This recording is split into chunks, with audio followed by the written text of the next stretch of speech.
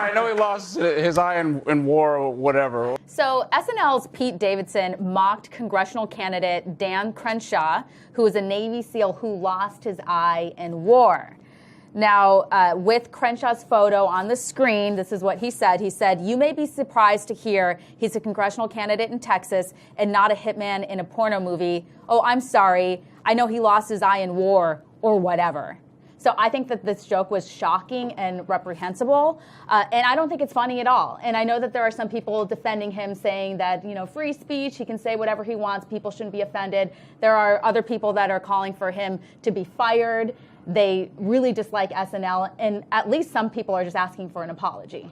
Right, so I'm not going to speak on whether or not the joke was funny or humorous in a little bit. That's not my problem with the whole situation. My problem is I think conservatives have blown this way, way, way out of proportion. I don't think, and I think a lot of people agree with me, especially a lot of conservatives, there should be no protected classes in comedy.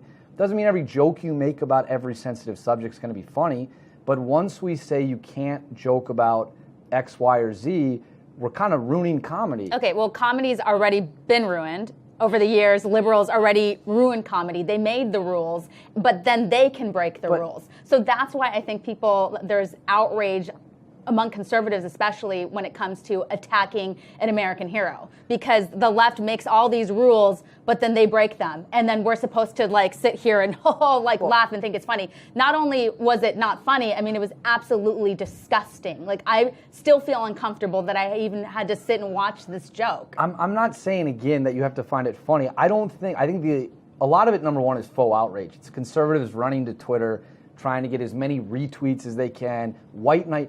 Daniel Crenshaw can take care of himself, okay? He doesn't need thousands of people rushing to his aid. He's a badass. He can handle himself, and I thought his statement was very professional, well done. My point is this: if we get outraged about this, or if liberals get outraged about anything, literally anything should be able to be joked about. Doesn't mean every joke's going to land. Doesn't mean he's going to hit his target every time. I also felt, again, that the viral clip was cut in a way that was very misleading to people, because it was best to go viral that way.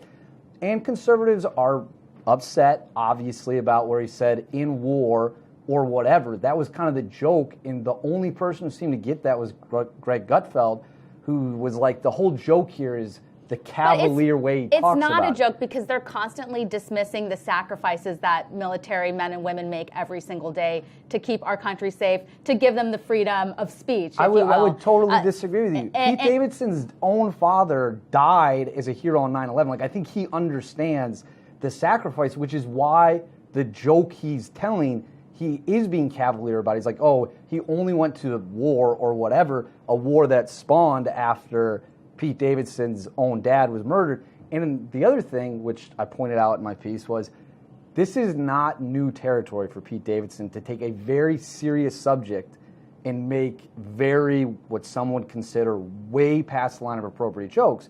He's joked about how the way he lasts longer during sex is he imagines his dad burning to death on 9/11. So, again, like, you've got to look at... I haven't heard that joke. That's awful. Like, I just don't even see how that would be funny. Everyone, there's so many people who are like, I can't believe they ran this segment. It's like, anyone who knows anything about Pete Davidson can believe they ran this segment. And two, I don't understand the conservatives. Like, we have to be, or those who consider themselves conservative, it can't be, these are the rules, in my opinion, these are the rules.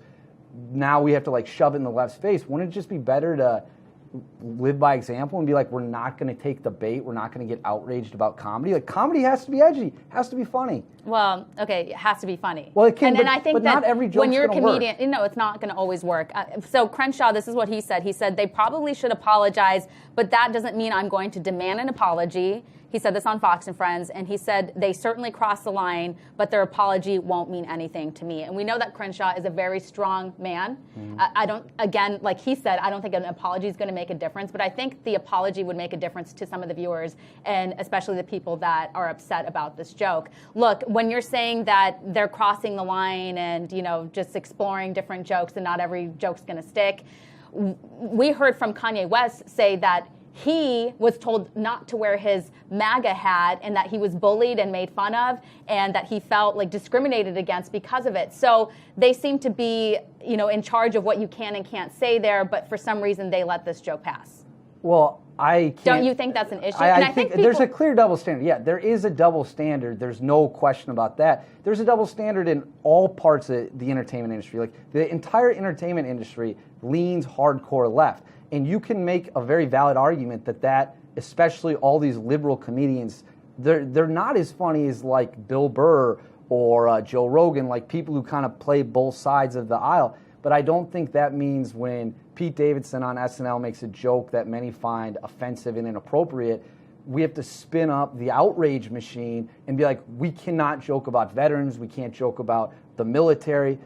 To me, that's foolish and it's dangerous, because if that's the line in the sand we're willing to draw, then when people say, hey, you can't joke about stuff that conservatives want to joke about, we've lost any moral footing, because we've agreed, like, there are things you can censor. Okay, but let's just acknowledge that there are rules at SNL, and that is it's anti-Trump all the time. I mean, 99% of their political jokes are attacks on conservatives. They're belittling conservatives. They're making fun of the, everyday worker, the average American. They're so condescending. They're so elite. They live in their bubble. And their jokes, I mean, really, they're just appalling. I used to be a big fan of SNL. I used to watch it religiously when I was younger. I even did the SNL tour in New York. And I've taken it too. Yeah, I thought it was the coolest thing. And I'm somebody that is not PC. I do cross the line. I say a lot of stupid things all the time.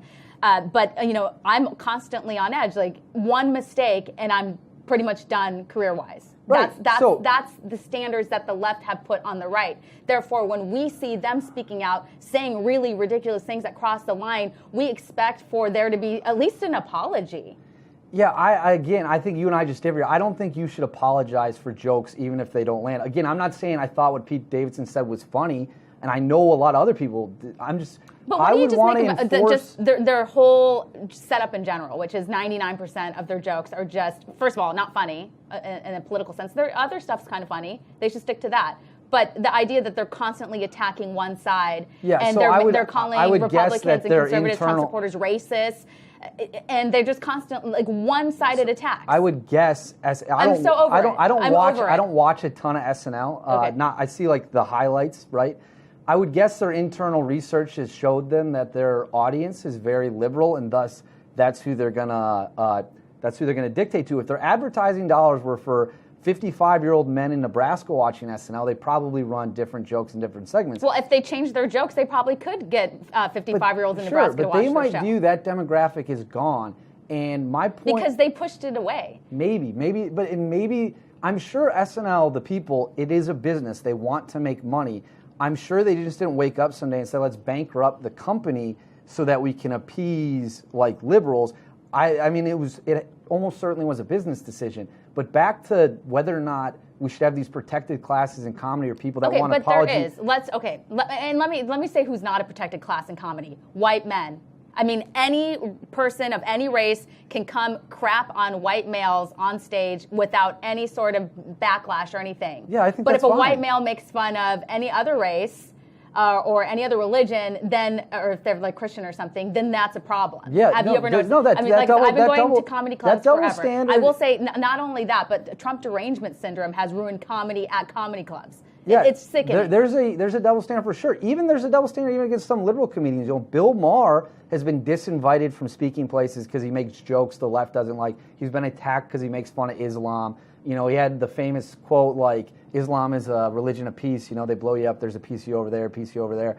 So they even attack their own. So I'm certainly not trying to say that they... Okay, but you're saying there is no rule, or there aren't any rules, but there clearly are rules. There shouldn't be rules. But we should be the torchbearer. And we're not. We're losing any footing we have on the high ground by going after Pete Davidson, because it only proves that when our backs are against the wall, and when I say our, I mean conservatives, that they're going to do the whole boycott thing. Well, they already do. I thought conservatives were supposed to pride themselves that we don't boycott stuff. Hypothetical here. Let's say Pete Davidson was a Trump supporter, Yep. and he made some sick joke to an American hero that happened to be on the left side I think that there would be a boycott and calls for him to be fired and SNL to be taken off the airwaves. There very well could I think be, that and I would hope SNL. We need to have this discussion. Like I said, I don't think Pete Davidson should be fired. I think his joke was disgusting. I think SNL is just a dumpster fire every week when they produce their shows. I don't think they're funny anymore. I think SNL, number one, shouldn't do anything to Pete Davidson at all. And if the roles were reversed, I would hope the person running SNL still had the conviction and backbone to be like, it was a joke. If you don't like it or you found it inappropriate, it's a joke. That's what it is. And I don't know, because that's a hypothetical situation. If I was running SNL, and whether it was a conservative or a Republican, I'd be like, they're jokes. We're not going to sit here and apologize for jokes, whether or not you found them funny or not. That's the standard I believe in. That's the standard I wrote about. And I think that that's the standard we should all embrace. And then at the end of the day, if they're like, these are the rules we're going to play by, we can at least say we never participated in any of that garbage. Well, we've been saying that for a long time. But now people are participating. I think this is like the straw that broke the camel's back for some people. And how are people responding to your article anyways? When I got to work and heard that you kind of defended Pete Davidson, well, I know that you weren't defending what he said. You were defending his right to say it. I was defending comedy as a whole. So I was surprised. How are people responding to your article? Actually, more people agree with me than I thought they would. I thought pretty much no one would agree with me. But a lot of people have essentially said the same thing: is we don't like what he said, but in comedy, it has to be edgy. And sometimes the edgier you get, the riskier you get. And again, the one thing that I really want to hit on, the line in there, in war or whatever, that was his cavalier, flippant attitude when delivering the line is the joke. And it didn't land for the vast majority of people. But does anyone really believe he was like, yeah, this Navy SEAL, whatever? Again, people just don't see the purpose of why the United States has to have the most powerful military in the world. So when they dismiss these jokes and these, young, impressionable minds and people that are consuming this information, they kind of like, oh yeah, well, it's kind of a joke. And I think the other thing, the last thing I'll say on this is, let's not overestimate the influence of SNL. People are getting their news from comedy, and that's why I'm worried about those people who are getting their news from SNL are never going to vote for Republicans, almost certainly anyways. Yeah, because they were just brainwashed by all of this propaganda. Okay, I don't know if they were brainwashed, but this situation only blew up because of conservatives on social media. That's why we're here today, right? It's not. But let me rephrase this. Let me just put it in this perspective. SNL's not even really comedy anymore. They're literally like a talking mouthpiece for the left. And so that's why I think that there's outrage. Really, I just don't see the comedy anymore. Well, again, I don't watch enough SNL to know that for sure. I see the highlights, and it is very liberal. There's no question about that. So did you used to watch it? When I was in college, I would watch it more when I was in college. But it's not like I made an effort to stop watching SNL. I just do other things on Saturday nights now. Anyways, well, I'll give you a final thought, because I think we're going to just end up in circles here. Okay. So give me a final thought on all this. Well, to me, it just comes down to freedom. I will defend freedom in comedy at every turn. And I get people didn't find it funny. I didn't particularly myself find it overly funny, but I don't think a bad joke is a reason for the outrage of the last 48 hours. I think it's actually quite embarrassing for conservatives. Okay, my final thought is, I obviously didn't think it was funny. It's extremely cringeworthy. It almost made me want to cry. I really just hated that joke. And the response from Crenshaw, I thought, was very respectful. Crenshaw, he is an American hero. This comedian is a zero in my book, a negative zero, if that's even possible.